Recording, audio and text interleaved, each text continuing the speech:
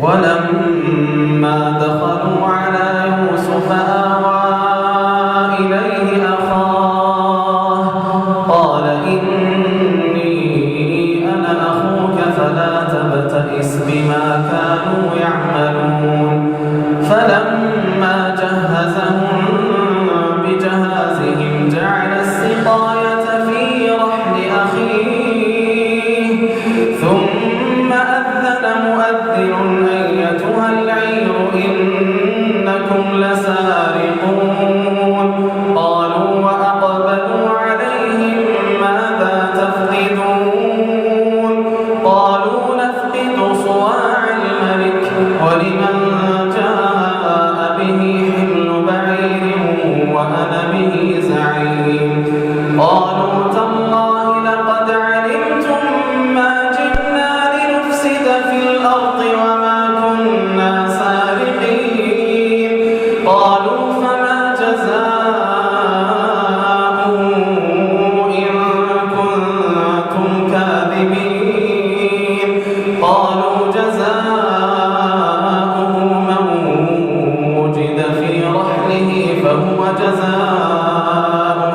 كذلك نجزي الظالمين فبدأ بأوعيتهم قبل وعاء أخيه ثم استخرجها من وعاء أخيه كذلك كدنا ليوسف ما كان ليأخذ أخاه في دين الملك إلا أن يشاء الله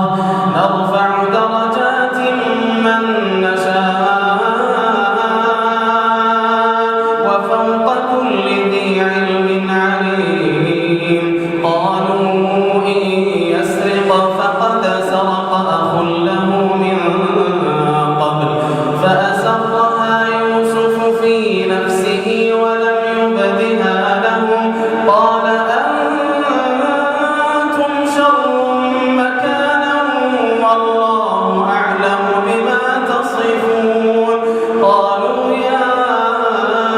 أيها العزيز إن له أبا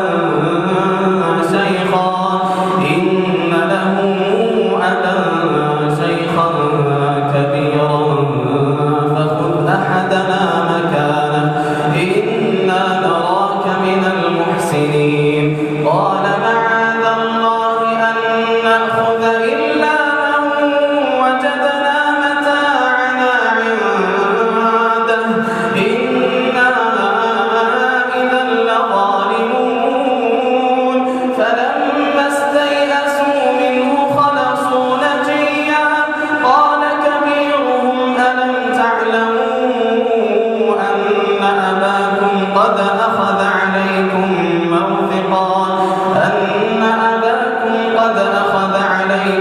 موثقا من الله ومن قبل ما فرطتم في يوسف فلن أبرح الأرض